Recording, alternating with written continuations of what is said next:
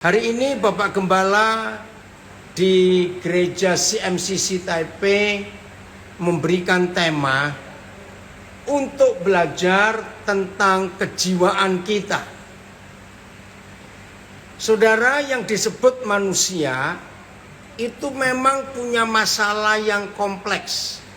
Saya ulangi, yang disebut manusia itu punya masalah yang kompleks.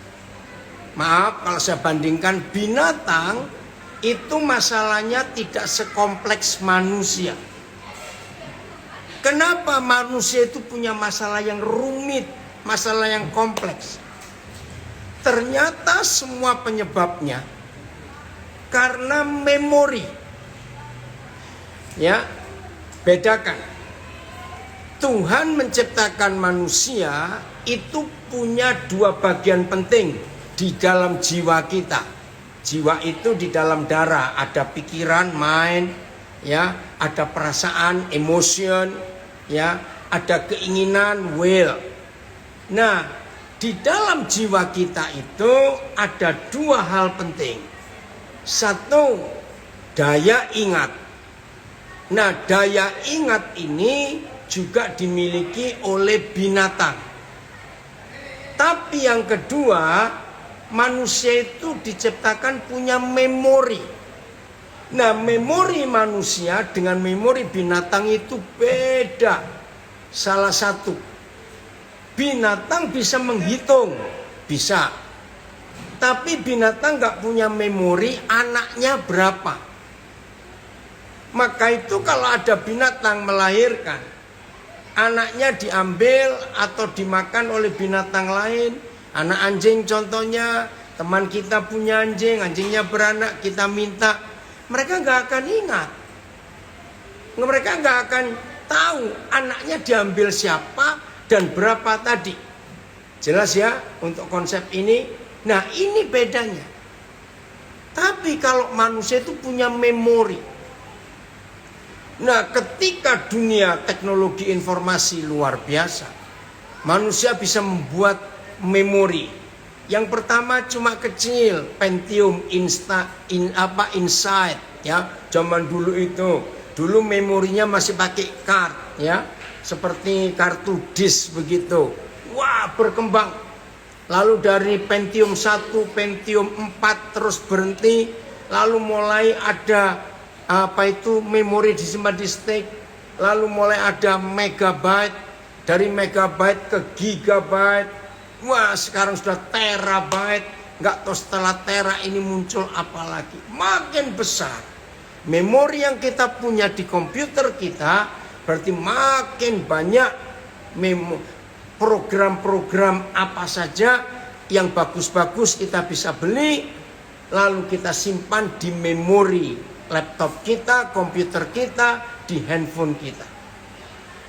Nah, saudara, sampai hari ini belum pernah ada yang menghitung memori otak manusia. Oh ya, ya, sampai hari ini belum pernah ada yang menghitung memori otak manusia ini berapa terabyte. Nah, ini besar sekali. Ternyata memori di jiwa kita, di alam sadar kita dan alam bawah sadar kita, itu dipengaruhi oleh dua waktu yang berbeda. Yang pertama waktu ketika kita masih dalam kandungan. Yang kedua waktu setelah kita dilahirkan. Nah, saudara, hebat sekali. 9 bulan 10 hari. Ya, 9 bulan 10 hari. Ketika kita dibentuk di dalam kandungan mama kita, itu memori kita sudah berfungsi. Sehingga apa saja yang mama rasakan waktu kita di dalam perutnya, itu terekam habis, disedot habis di memori kita. Itu 9 bulan 10 hari. Kandungan usia 5 bulan, wih, ini keren. Maka itu teknologi itu bisa mendukung hebatnya Alkitab. Waktu kandungan umur 5 bulan, semua janin, semua embrio, semua bayi dalam kandungan pendengaran. Dari 5 indera, mendengar, melihat, mencium, merasa, meraba, itu yang difungsikan pertama kali oleh Papa kepada semua manusia ketika masih janin. Itu pendengaran. Indera pertama yang diciptakan Tuhan, 5 senses, sense pertama adalah mendengar. Maka itu bayi umur 5 bulan sudah mendengar semua yang di luar. Nah, di situ memori bekerja lagi, menyimpan semua yang kita dengar, baik yang baik maupun yang jelek. Saudara, luar biasa, hebat sekali. Sampai 9 bulan, 10 hari kita lahir, wih, ini memori kita sudah penuh dengan berapa banyak cerita. Nah, begitu kita lahir, ada lagi memori yang masuk. Nah, di mana ayatnya bisa menemukan ini? Kita buka Yesaya 43 ayat 18. Yesaya 43 ayat 18. Ya. Hebat sekali Papa kita di surga. Nah, saudara-saudara di Taipei yang bisa bahasa Mandarin, pakai bahasa Mandarinnya. Ya. Yesaya 43 ayat 18. Firman-Nya, janganlah ingat-ingat hal-hal yang dahulu. Nah, yang dahulu ini bisa dihitung dengan waktu, yaitu setelah kita lahir. Tapi yang kedua, begini Papa berkata, dan janganlah perhatikan hal-hal yang dari zaman purbakala. Mengapa Papa menggunakan 2 kata waktu? 1 dahulu, 2 purbakala. Nah, saya menemukan hal-hal yang dahulu itulah hal-hal yang sudah kita lahir. Dari umur 0, umur sehari, umur setahun, 2 tahun, dan seterusnya. Itu dahulu. Tapi kalau purbakala, berarti belum bisa dihitung dengan waktu. Satu-satunya bangsa di dunia yang menghitung usia manusia sejak dalam kandungan, itu hanya orang Tiongkok. Maka itu orang-orang Tionghoa itu ngitungnya bukan tahun lahir, tapi tahun jadi. Hebat itu orang Tionghoa. Maka itu kalau saya sekarang 66, berarti secara saya tahun jadi, saya 67. Nah, itu bisa dihitung. Nah, saya mau cari bedanya dahulu dan purbakala. Oke, nanti ya. Saya lanjutkan sekarang ini. Dan ini keren saudara. Alkitab bisa menulis itu.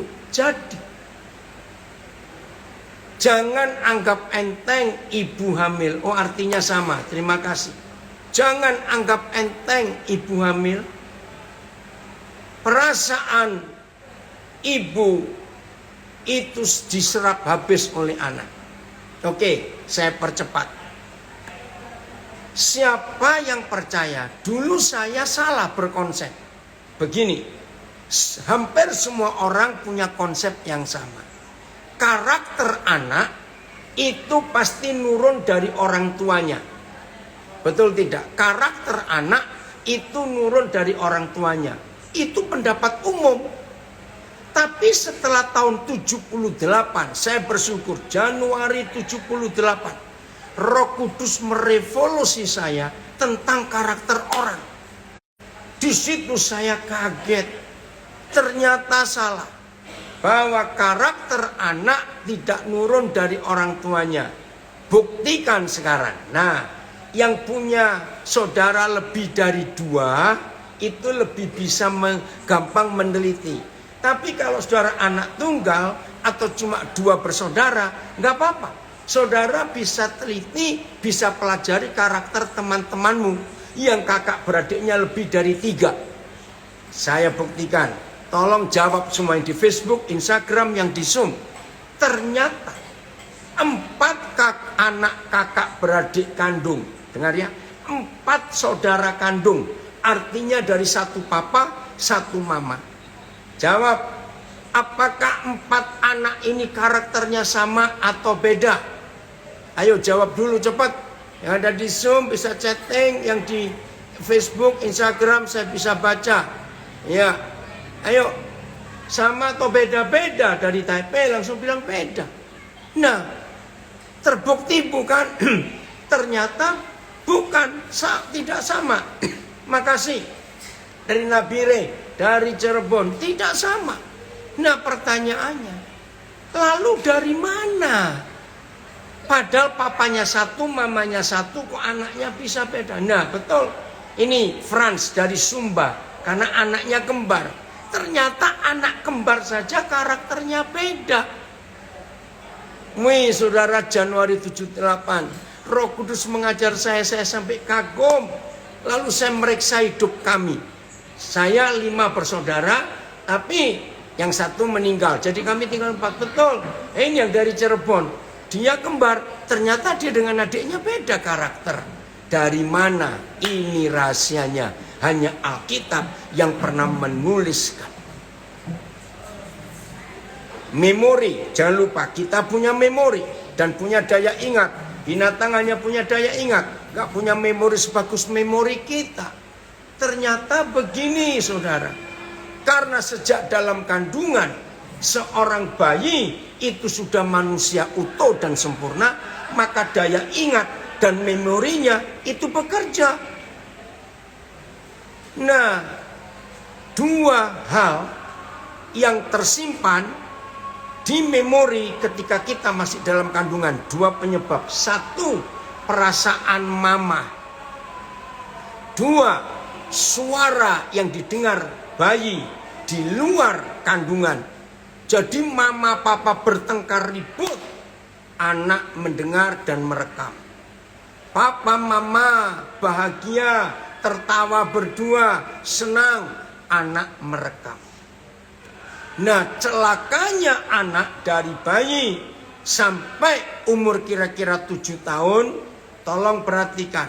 Dari bayi 9 bulan 10 hari sampai umur 7 tahun, semua manusia bayi itu tidak bisa memilih yang disimpan di memorinya apa. Gak ada yang bisa memilih. Apa yang didengar, apa yang dirasa, apa yang dilihat setelah dia lahir, itu masuk semua ke memorinya. Bayi dan anak-anak tidak bisa memilih. Saya beri beberapa contoh. Siapa pernah menemukan ada bayi sejak lahir itu gak suka bapaknya? Nah ini pelajaran saya terima waktu itu. Bayi sejak lahir gak suka bapaknya, padahal gak diapa-apain. Begitu digendong bapaknya, wah langsung berontak. Bapaknya dekat, wih langsung nangis. Saudara, saya teliti penyebabnya. Maaf, jangan tersinggung dulu kalau ada yang pernah ngalami. Ketika anak ini dalam kandungan, ternyata ada masalah antara ayah dan ibunya. Nah, masalah yang dibuat oleh ayahnya anak ini begitu melukai hati ibunya. Wajar kalau seorang ibu yang sedang hamil lalu sakit hati dengan ayahnya. Itu perasaan mama diserap oleh bayinya. Berarti mamaku gak suka papaku. Aneh bukan? Dalam bahasa Jawa ada istilah tumus. Saya gak tahu bahasa Indonesia sampai hari ini. Tumus itu artinya semua yang dirasa oleh mama akan diserap habis oleh bayi dalam kandungan. Nah, dalam bahasa Indonesia pun saya belum ketemu. Nah, saya nggak tahu. Yang Chongwen, coba cari apa bahasa Mandarinnya, apa bahasa Hokkiannya, bahasa apa Italinya, bahasa Bataknya, bahasa Dayaknya. Tumus. Jadi bayi-bayi itu menyerap habis semua perasaan mamanya. Mamanya senang, anaknya nyerap yang senang. Mamanya susah, anak nyerap yang susah. mamanya bahagia, anak nyerap semuanya. Saudara, bayangkan setiap kehamilan pasti suasana hati ibu itu kan beda-beda, nggak pernah sama. Nah, terus saya meneliti lagi keluarga yang tugasnya pindah-pindah. Contoh, anak pertama lahir di Jakarta, kumpul dengan suasana Jakarta. Lalu orang tua pindah tugas ke Amerika, lahir anak kedua di Amerika. Ternyata beda. Pindah tugas lagi ke Australia, anak ketiga. Begitu pula yang cuma di Indonesia. Anak pertama lahir di Jawa, anak kedua lahir di Batak, anak ketiga lahir di Kalimantan, anak keempat lahir di Papua. Ternyata beda semua. Walaupun kandung papa satu, mama satu. Saya harap saudara mengerti ini. Jadi ketika seorang ibu sedang hamil disakiti oleh suaminya, dan rasa sakit hati itu diserap oleh anaknya dalam kandungan. Anak ini lahir belum tahu bapaknya, bisa nggak suka kalau bapaknya dekat. Maaf, ibu hamil penuh kekhawatiran, penuh ketakutan, penuh kesedihan. Yakinlah akan lahir anak yang melankolis. Ya, selalu merendah, selalu berkata nggak mampu, takut, nggak percaya diri. Itu karena waktu ibunya mengandung anak ini suasana keluarga nggak baik. Anak kedua dalam kandungan, wah ekonomi berubah, melimpah, posisi suami kerjaannya bagus, suasana rumah tangga luar biasa. Orang tua suka karena bagi orang tua ini cucu yang ditunggu-tunggu. Tapi bagi mertua juga, aduh ini cucu yang dinantikan. Nah, ibu yang mengandung dalam suasana yang ceria, yang gembira, yang bahagia, yang penuh dengan tawaria, yakin anaknya akan sanguin, rame.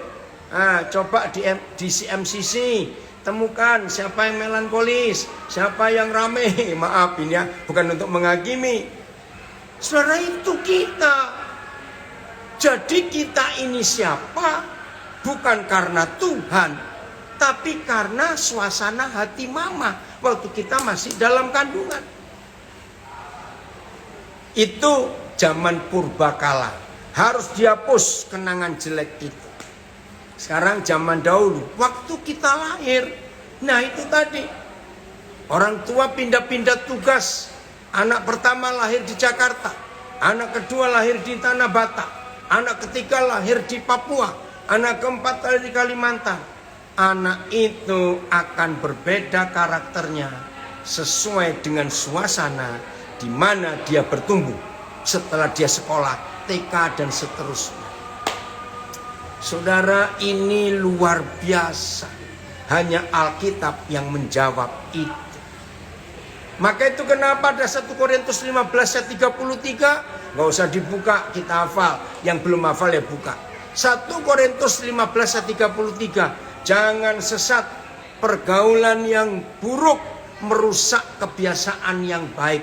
Artinya begini, dalam kandungan dijaga baik-baik, suasana hati orang tua, papa mama penuh dengan hal-hal rohani, suka berdoa bersama, baca Alkitab, ibadah bersama. Aduh, 9 bulan 10 hari ini anak dalam kandungan ini senang sekali. Tapi begitu lahir, dia bertumbuh dewasa di lingkungan yang salah, dia sekolah di lingkungan yang rusak, maka bentukan 9 bulan 10 hari itu nol. Karena anak ini menyerap di tempat baru. Wah, ini ada calon psikolog, master psikologi, ikut gabung di Facebook saya. Jadi ini metode Alkitab yang luar biasa. Nah saudara, inilah fakta. Saya nggak akan lupa, pernah suatu kali, maaf ya, saya punya teman baik di Semarang. Ya saya kenal dia waktu dia masih SMA tahun 79. Nah waktu mereka menikah saya hadir ya di gereja pendeta yang saya kenal juga. Aduh luar biasa. Setelah 8 bulan mereka menikah, mereka cukup dekat dengan saya. Tiba-tiba suaminya telepon saya, Koden, tolong layani kami. Lu kena apa? Maaf ya saya percepat. Dia sebut nama istrinya. Kami ini 8 bulan menikah, sampai hari ini kami belum pernah melakukan hubungan seks. Loh, kan kaget. Kena apa? Ya ini Koden. Maaf, tiap kali kami mau melakukan, istri saya itu ketakutan. Waduh. Saya mau percepat saja, maaf ya. Apa waktu kecil dia pernah dilecehkan? Justru enggak katanya. Itu pertanyaan saya pertama. Ada enggak pernah ngelecehkan kamu? Enggak itu. Lah takutmu tuh takut bagaimana? Dia juga enggak bisa nyeritakan. Sampai saudara pernikahan bulan keempat, istrinya histeris. Wah sampai kaget suaminya ini. Kenapa dia histeris? Dia nyalakan diri sendiri. Aku ini kenapa? Aku ini kenapa? Maaf. Di dalam ilmu jiwa ada kata frigid. FRIGID. Itu artinya ada wanita yang kesakitan, maaf ya, kalau melakukan hubungan suami istri. Nah itu dalam ilmu jiwa ada. Itu bisa karena macam-macam. Maaf saya nggak bisa jelaskan di sesi ini, terlalu panjang nanti. Pokoknya istri ini selalu takut kesakitan kalau melakukan hubungan suami istri. Nah ini ada banyak penyebab.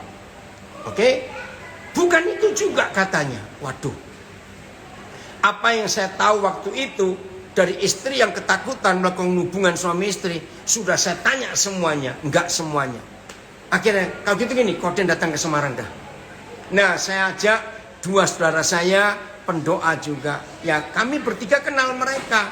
Saya nggak mau ngajak nggak kenal karena ini masalah sangat pribadi. Nah waktu kami berdoa, tiba-tiba salah satu dari kami bertiga itu dapat penglihatan. Dan dia sampaikan, aduh maaf ini, saya kok melihat penglihatan ada seorang bayi yang masih kecil, mungkin umur 2-3 bulan. Itu dilempar oleh ayahnya di tempat tidur. Jadi dibanting gitu. Teman saudara saya ini cuma nyampaikan begitu. Tiba-tiba istri ini menjerit. Wah, wih, semuanya kaget. Akhirnya doanya bubar. Kami tunggu dia selesai, bisa menguasai emosinya. Terus suaminya tanya, "Loh kenapa kamu kok jerit?" Nggak tahu.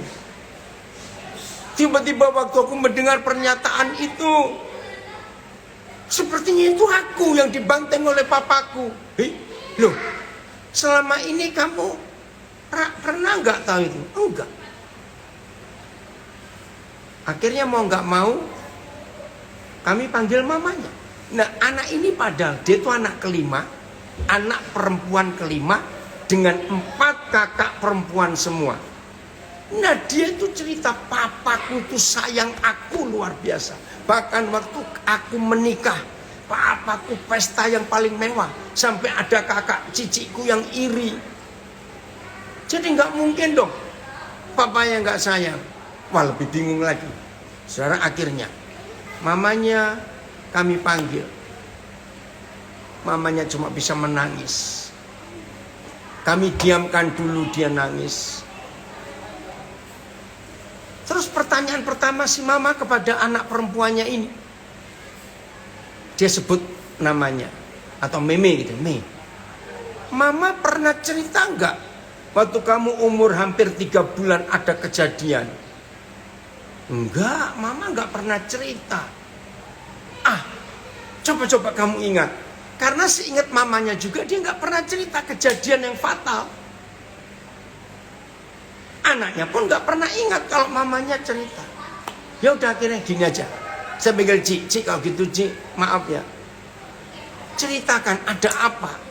Ini loh Cik yang menyebabkan, saya sebut namanya, Dia ini sudah menikah 8 bulan, belum bisa hubungan seks. Mamanya kaget juga. Loh kenapa kamu gak bilang mama? Nah akhirnya cerita. Saudara, karena ini orang Tionghoa Toto, sudah punya 4 anak perempuan semua, ingin punya anak laki. Jadi waktu istrinya hamil kelima, itu bapak sudah ngancam, awas cewek lagi ya, awas. Ya ampun, jadi si mama ini ketakutan selama hamil. Zaman itu belum ada USG. Saudara, lahir perempuan. Langsung papanya marah dan gak suka pada anaknya. Ya mama gak bisa benci anaknya, itu anak kandungnya. Nah saudara ingat, suasana hati papa mama itu sangat mempengaruhi suasana hati bayinya. Tolong dicatat. Suasana hati papa mama itu sangat mempengaruhi suasana hati bayinya. Bayi ya. Maka itu kalau mama gelisah, bayi susah tidur. Papa marah-marah, anak gak tenang, bayinya gak tenang. Nah, terjadilah cerita ini. Karena anak ini gak pernah tenang, suka nangis, rewel. Kalau malam au. Nah, mulai umur 2 minggu, sebulan, anak ini jadi masalah. Tidurnya ganggu papanya. Hampir tiap malam papanya bengok, bentak. Anak gak tahu diri, tidur sana. Kamu gak tahu ya besok papa mesti kerja cari duit buat kamu. Klimaksnya saudara, waktu anak ini hampir umur 3 bulan, nangisnya kenceng. Nah untuk pertama kali, si mama melihat papanya bangun dari tempat tidur, mendekati ranjang bayinya ini. Aduh, mamanya senang. Tumben, kok dia dekati. Tapi ada adegan yang membuat mamanya syok dan ikut teriak. Ketika dia lihat suaminya gendong bayinya itu, dipikir mau ditimang, mau ditenangkan, tidak, dibentak, langsung dilempar ke tempat tidur. Anak tidak tahu diri. Woi, mamanya lompat, dipeluk anak itu, sedang ngejar nangisnya, saudara. Bisa bayangkan. Tapi ketika anak ini mau ulang tahun umur 1 tahun, ini orang Tionghoa lagi, ternyata anak ini bawa hoki, kata orang Hokian. Apa hokinya anak ini? Perusahaan papanya, woi booming. Ya, booming. Saudara, bukan kurang ajaran, ini konsep yang salah ya. Jadi ketika anak ini ulang tahun umur 1 tahun, dipestakan besar. Nah sejak hari itu anak nomor 5 ini dibedakan dengan 4 kakaknya. Minta apa dituruti, beli baju yang paling bagus, sepatu yang paling bagus, semuanya. Tapi memori waktu umur hampir 3 bulan itu belum terlepas dari pikiran. Ternyata setan masuk di hidup memori anak ini. Laki-laki itu jahat, laki-laki itu bengis, laki-laki itu kejam. Dan itu membentuk konsepnya di otaknya tentang suaminya. Padahal suaminya baik sekali. Ringkas cerita, setelah kebongkar itu saudara, mapanya dipanggil. Papanya kaget. Jadi kamu ingat yang papa buat? Ani sambil nangis, papanya peluk dia. Pak, saya nggak ingat, Pak. Yang saya ingat cuma sayangnya papa kepada saya, beda dengan sayangnya papa ke cici-cici yang lain. Wih, bisa bayangkan suasana hari itu. Akhirnya papanya minta maaf, maaf nak, maaf. Nah ini loh saudara, di situ saya belajar. Wow, jangan main-main dengan memori bayi, baik sejak dalam kandungan maupun baru lahir. Jangan main-main, semua terekam. Puji Tuhan. Akhirnya keluarga ini punya 4 anak sekarang. Hebat sekali, Tuhan memulihkan. Kisah lain lagi. Tolong ya rekan-rekan saya, hamba Tuhan, mintalah begini kepada Tuhan. Nah, ketika betul keterbukaan itu awal dari pemulihan. Makasih ya Riki, Coba layani Dewi Riki, ada apa? Kalau Dewi ku dengar kebenaran ini, Dewi bisa pulih juga. Saudara, begini. Saya kalau dapat pewahyuan, saya selalu minta Papa berikan saya contoh kasus. Supaya saya bisa aplikasikan dalam kehidupan untuk mengajar dan menolong banyak orang. Nah, jadi waktu Januari 78, pewahyuan firman tentang memori, tentang masa lalu. Ya, memori bawah sadar lebih berbahaya, betul. Di dalam ilmu jiwa, memori bawah sadar kita itu menyimpan 90% kapasitas. Yang sadar itu hanya 10%. Maka itu dalam ilmu jiwa ada istilah gunung es. Gunung es yang mengapung, yang di atas kecil, tapi di bawahnya 90%. Maka itu Titanic bisa tenggelam. Karena nggak tahu kalau di bawahnya begitu besar. Nah, akhirnya contoh kasus yang pertama kali tadi itu yang keberapa kali saya lupa. Waktu itu saya sudah jadi gembala. Nah, tiba-tiba datang seorang jemaat saya masih muda, umur 23 lah, laki-laki. Dia bilang, Koden, saya tuh mau menikah. Hah? Saya bingung, kenapa? Saya tahu dia belum punya pacar kok. Tunggu. Pacarmu yang mana? Belum punya. Lah, terus kamu mau menikah sama siapa? Terus dia tertawa. Hehehe. Jangan tertawa. Kamu tuh kayak mimpi. Lalu dia cerita satu peristiwa. Saya takut menikah. Kalau sampai ada apa-apa, saya takut bunuh istri saya. Lebih pusing saya. Pacar belum punya, menikah juga belum. Kok tiba-tiba ngomong mau bunuh istri? Pusing saya. Terus saya tepuk pundaknya. Kamu tuh salah makan obat atau salah makan apa? Iya, cuci otak lewat darah Yesus. Ada yang tanya di Facebook, bagaimana cara penyembuhannya? Perlu cuci otak kah? Iya, lewat darah Yesus dan firman Tuhan. Nanti saya akan terangkan. Alkitab ada jawaban semuanya itu. Terus dia cerita, saya pernah lihat sebuah kisah adegan, saya nggak bisa lupa dan itu trauma. Saya nggak tahu suatu hari papa mama saya kena apa. Tapi tiba-tiba papa ambil gunting mau tusuk mama. Dan ketika itu mama mengelak. Dan gunting itu nancap di kusen pintu kamar papa mama. Saya tanya, kamu umur berapa? Nggak tahu. Saya lupa. Tapi ada kalimat ini yang saya suka. Dan tiap kali saya masuk keluar kamar mama papa saya itu pengen meraba tempat bekas gunting. Tapi saya nggak nyampe. Loh, berarti kamu masih kecil. Iya, saya masih kecil. Wah, ini suatu kasus baru buat saya. Untuk saya bongkar Alkitab, mempelajari itu. Kalau gitu boleh nggak? Ayo kita ke rumah, ketemu papa mama. Udah, jangan. Saya yakin mereka nggak tahu kalau saya masih nyimpan memori itu. Tapi nggak bisa, kamu harus sembuh. Dengan cara yang diberikan Roh Kudus. Akhirnya dia mau ke rumah. Saya datang ke rumah. Nah, untuk kali ini saya nggak ngajak teman.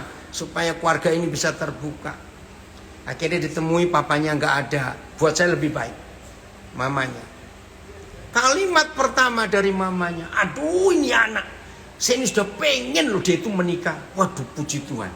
Berarti saya nggak perlu buka pembicaraan. Mamanya dulu.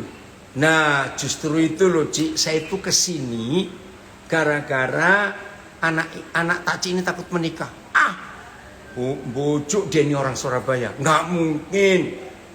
Yang mau dia banyak kok. Justru ini masalahnya. Boleh ya, Ci, saya cerita sesuatu? Ya boleh. Nah, mamanya masih ngomong. Kamu tuh sampai bikin repot Pak Pendeta. Untuk apa dibawa ke sini? Saya cerita sebuah kisah. Wajah mamanya berubah, saudara. Terus saya lihat matanya berkaca-kaca. Kalimat pertama yang keluar dari mulut mamanya, dia sebut nama anaknya. Jadi kamu masih ingat kejadian itu? Anak ini ngangguk. Mamanya diam untuk sesaat. Saya izinkan dia diam dulu. Sambil dia diam, saya berdoa, Tuhan, hikmatnya bagaimana? Harus buat apa? Tiba-tiba Roh Kudus bilang, ajak mereka berdua ke pintu kamar bekas tusukan. Aduh, gimana cara saya ngomong? Puji Tuhan, Tuhan berikan hikmat. Akhirnya kami bertiga menuju ke kamar mereka. Puji Tuhan, mereka belum pindah dari rumah itu.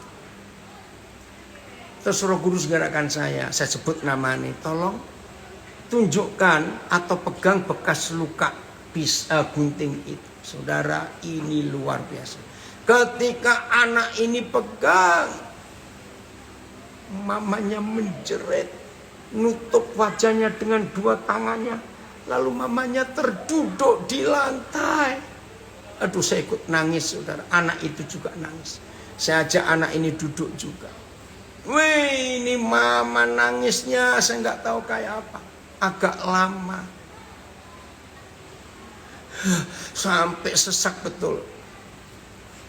Setelah reda, saya bilang, Ci, bisa nggak Taci bersama papanya anak ini atas namanya minta maaf? Aduh, saudara, kalau saya ingat kisah itu, walaupun terbata-bata, terputus-putus perkataan mama, tapi keluar, maafkan mama, papa, nak, maafkan. Wih, anak ini. Terus saya bilang, anak ini, peluk mamamu, maafkan. Waduh, saudara, perlu waktu lagi untuk mereka tenang betul. Sudah selesai, saya berdoa untuk mereka. Saya minta pengampunan dari kuasa darah Yesus. Saya minta Tuhan menyelesaikan. Saya bilang lagi sekali, Ci, minta maaf. Saya bilang pada anak ini, kamu ampuni mamamu, papamu. Sebut papa, mama, saya mengampuni. Wah, suasana berubah, suasana berubah. Saya rasa cukup, lalu saya ajak, ayo kita kembali. Nah, ke ruang tamu, saya cerita berdua dengan anak ini, aduh luar biasa. Mamanya ke dalam ngambil minuman. Nah, waktu saya sambil minum, saya tuh tanya, Ci, kira-kira umur berapa kisah itu terjadi? Anak ini umur berapa? Saya nggak ingat. Waduh, gimana cara saya bisa ngitung umurnya anak ini? Tiba-tiba mamanya bilang, tapi dia belum punya adik. Itu kejadiannya. Oke. Kalau begitu, dia punya adik umur berapa?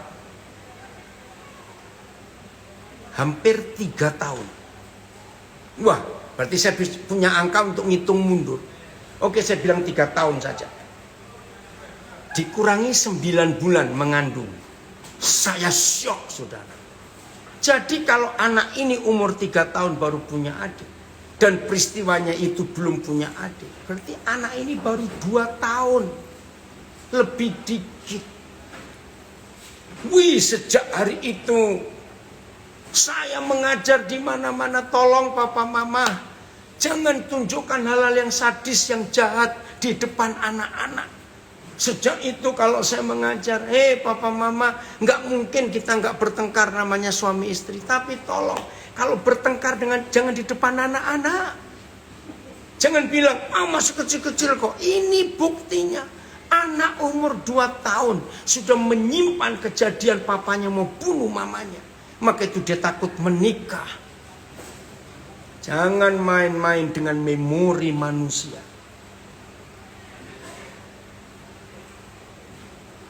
Puji Tuhan, waktu mereka menikah saya juga memberkati. Aduh, senang sekali melihat kisah-kisah waktu itu.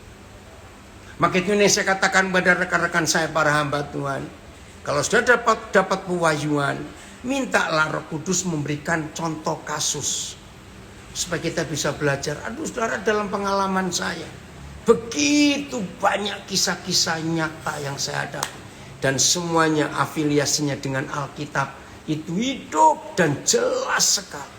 Terima kasih. Terima kasih. Makasih, Velo. Ya. Puji Tuhan, kalau kita mau hidup seperti ini dalam kebenaran itu.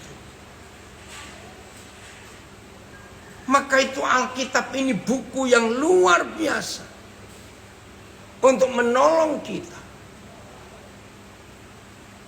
supaya kita menang atas hidup ini. Nah, sekarang kita tahu.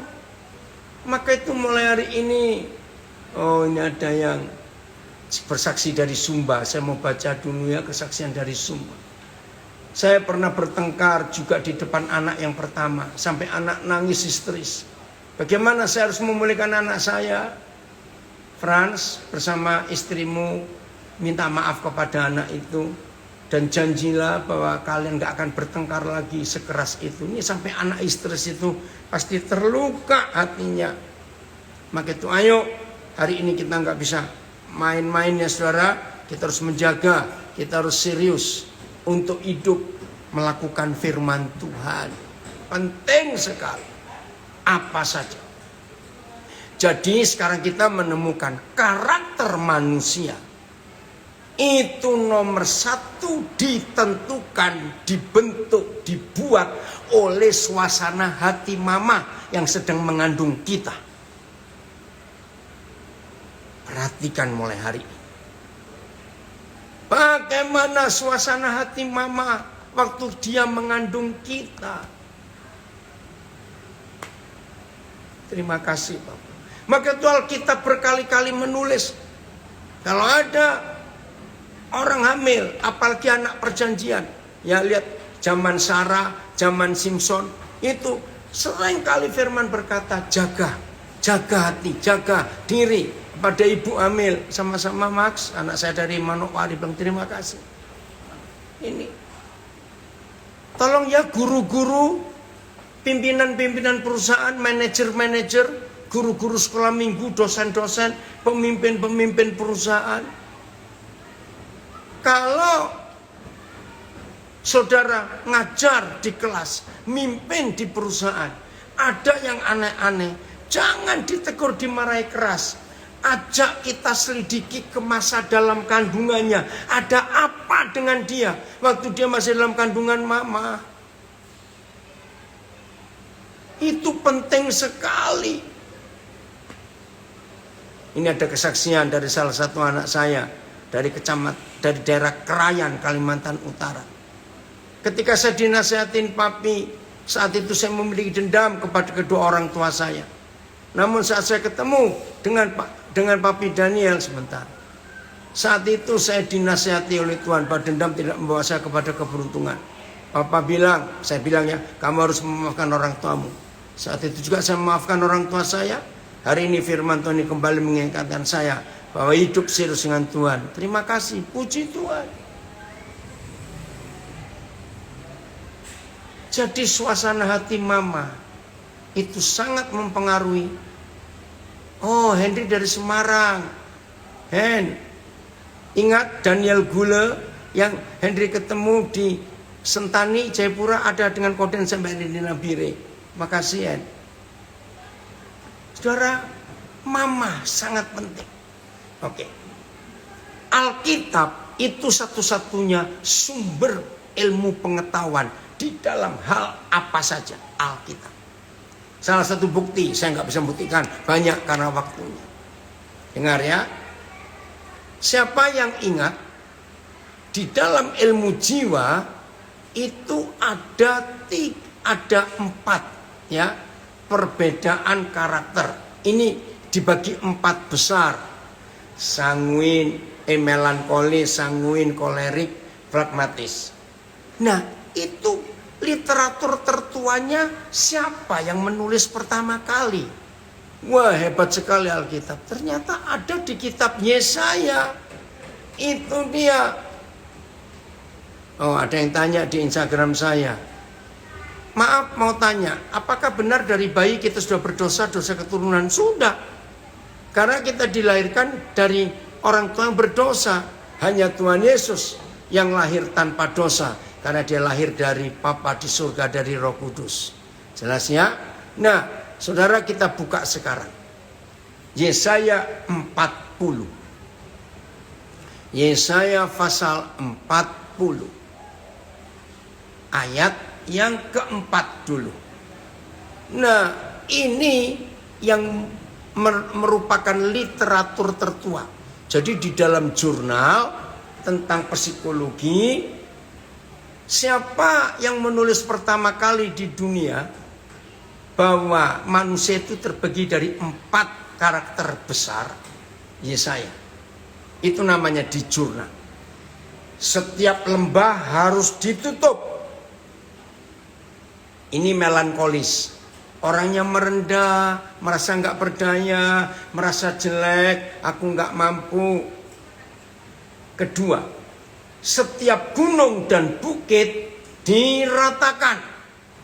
Nah, saya menemukan gunung bukit itu seperti roller coaster. Lah ini sanguin. Orangnya rame, ceria, ya. Nah, tolong yang ketiga dan keempat ini yang mana? Saya sering kebalik-balik.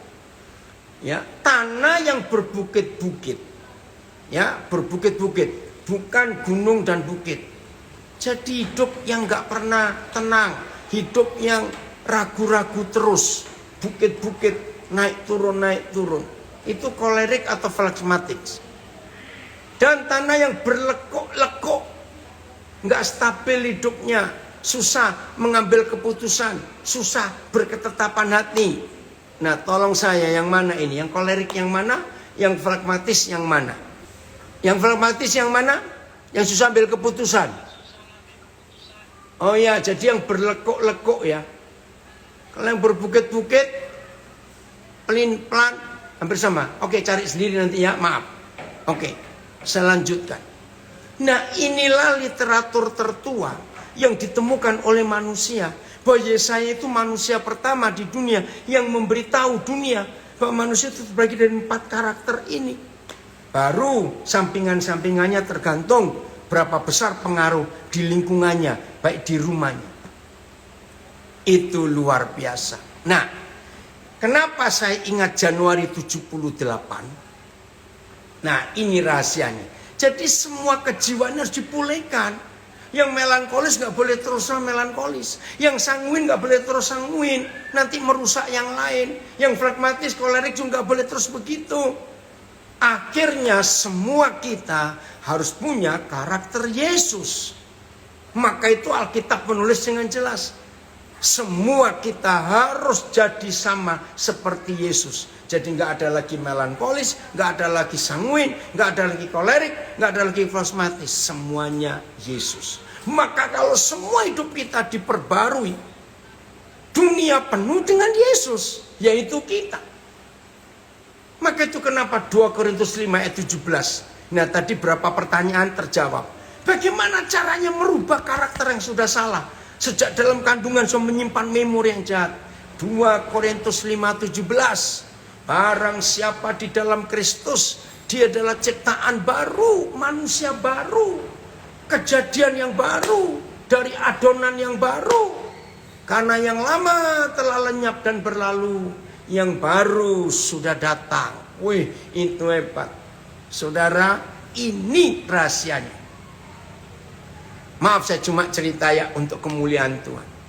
Banyak teman-teman saya pendeta ya, yang dulu-dulu, yang sekarang sudah terlalu banyak ya. Mereka itu berkata begini, dan saya bersyukur dapat julukan itu. Koden ini pendeta yang aneh. Orang-orang kalau punya koleksi itu pasti barang yang bernilai. Ya, koleksi barang-barang kuno yang ada nilainya. Apa kata mereka kepada saya? Saya bersyukur, ini jauh sebelum saya menikah dulu. Koden ini koleksinya orang rusak.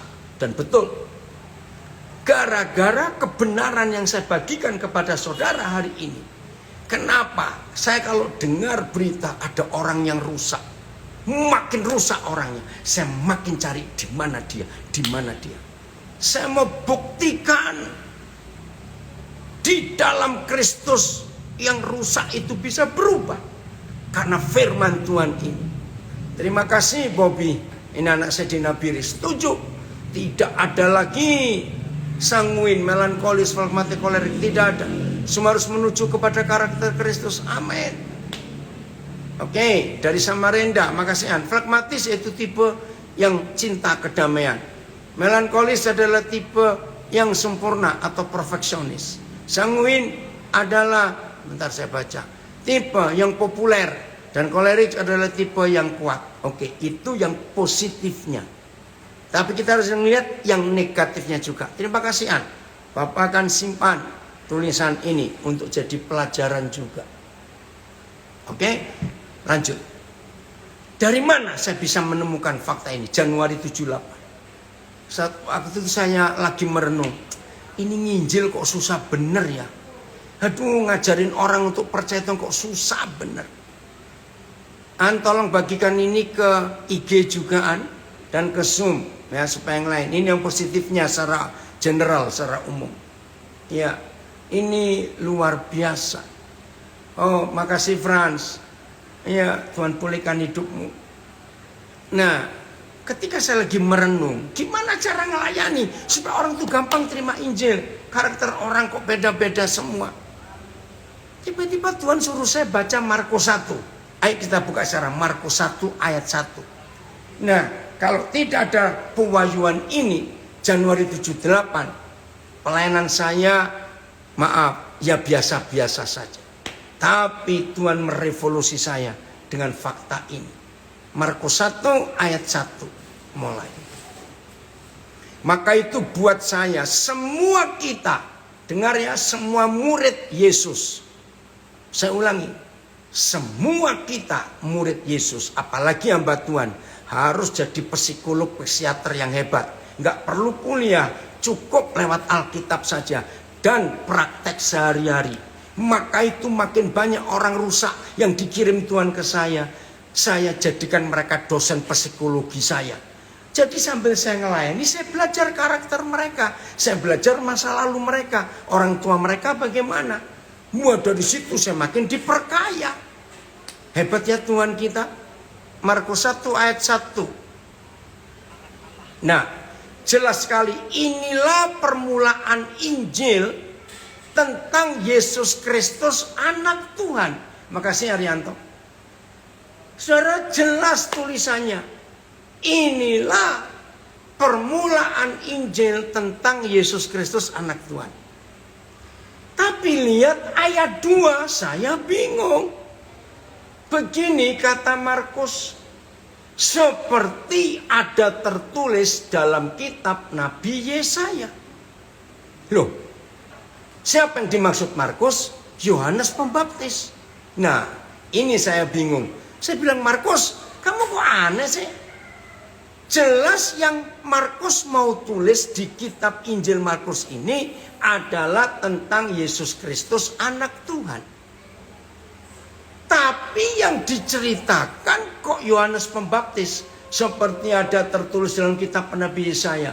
Lihatlah, aku menyuruh utusanku mendahului kamu. Ya, ada suara orang berseru-seru padang gurun, persiapan jalan Tuhan. Nah, saya nggak usah membaca itu. Saudara, waktu itu mentor saya Ibu Esther Caroline, hamba Tuhan, dia masih hidup, ya. Tapi sayang karena usia dia sudah Alzheimer. Ya, saya pernah ketemu, sudah nggak kenal saya. Nah, saya berutang pada Ibu Esther Caroline tahun 70-an itu. Karena dia mengajar saya. Ibu Esther Caroline itu konselor pertama hamba Tuhan yang saya kenal di Indonesia tahun 70-an. Akhirnya saya diskusi. Dia seorang psikolog. Dia kaget waktu saya sampaikan ini. Dia bilang, Den, hebat sekali kamu. Enci ini belajar. Dia bagi saya bagi dia, Ci. Enci ini belajar. Gak pernah ketemu loh ada kalimat ini, ayat ini. Betul. Nah, apa kesimpulannya Markus 1? Maka itu kenapa saya berani berkata semua murid Yesus, juga hamba-hamba Tuhan, kita harus jadi psikolog, psikiater yang hebat untuk menyembuhkan bangsa yang sakit, generasi yang sakit di jiwanya. Saudara, ternyata Injil Yesus Kristus Tuhan tidak bisa masuk ke hidup orang sebelum ada pelayanan Yohanes Pembaptis. pulihkan memori orang di masa lalu. Bahkan dalam pernikahan ini penting dibahas. Karena karakter itu beda. Kalau ini nggak dipertegas, nggak diperjelas, wah, rumah tangga bisa perang besar terus setiap saat. Hebatnya firman Tuhan. Jadi Alkitab, pelayanan Yohanes Pembaptis, lembah itu melankolik, gunung itu kolerik, dominan, percaya diri, strong, sanguin, bukit itu sanguin, naik turun, isi kem, isi go, orang gampang ya. Tanah berleko-leko, susah ambil keputusan, pelin-pelan, sabar. Berarti itu yang kolerik, yang pragmatis. Terima kasih. Nah, saudara, hebat sekali, hanya Alkitab yang nulis ini. Oh, sanguin ya, ya isi go, isi itu sanguin. Oke, diralat sama Yan. Makanya bergerak di bidang penginjilan, jangan lupa mempelajari jiwa orang, bongkar masa lalunya, itu penting. Yang mereparasi Tuhan Yesus, jangan bukan koden. Ya, ayo kita semuanya belajar untuk itu. Jadi saudara, mulai hari ini kita akan belajar betapa rumitnya masalah kejiwaan manusia itu. Ya, ada tambahan ini dari Yan. Oke. Betapa rumitnya masalah kejiwaan seseorang. Tapi bagi Papa di surga tidak ada yang sulit. Amin. Tuhan bisa merubah hidup kita. Tuhan bisa memulihkan kita. Dia ubah kita jadi ciptaan yang baru. Terima kasih untuk itu. Maka itu saudara, kunci dari semuanya ini. Ya, Tuhan Yesus itu sempurna. Semuanya positif. Dominan, kolerik, sanguin, pragmatik, ada semua betul. Maka itu kalau semua kita ada di dalam Yesus, kita itu ciptaan yang baru. Nah, kunci dari semuanya itu, tolong catat. Supaya seorang gak sibuk-sibuk bagaimana. Sederhana ternyata kuncinya. Mengampuni. Mengampuni. Wah, terima kasih Bapak. Maka itu berita terbesar yang Tuhan Yesus sampaikan adalah pengampunan. Yang pertama, ampuni diri sendiri dulu.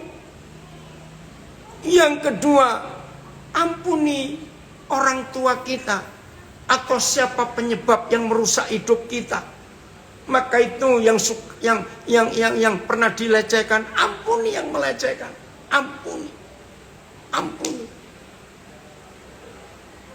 Mungkin hampir nggak ada atau sedikit saja. Hampir semua kita waktu kecil pernah mengalami pelecehan. Pernah mengalami abuse. Entah dalam bentuk apa saja. Dalam bentuk apa saja. Jadi pertama ampuni diri sendiri. Ampuni. Nggak usah berkata aku gagal, jelek. Tidak. Nggak ada yang gagal, nggak ada yang jelek. Kita ini hebat di mata Tuhan. Karena kita sempurna dibuat oleh Tuhan. Kedua, ampuni orang yang merusak kita. Ampuni. Termasuk mama papa kita. Termasuk mantan-mantan, maaf, ampuni. Yang ketiga, ampuni keadaan. Ampuni. Saya masih melayani satu orang, tapi bujunan mulai pulih. Saudara di Palu, waktu gempa 2018 yang lalu. Saudara 8 anggota keluarganya, nggak cuma meninggal, tapi nggak tahu terkubur di mana karena gempa itu. Sulit. Dia harus ngampuni keadaan karena gempa.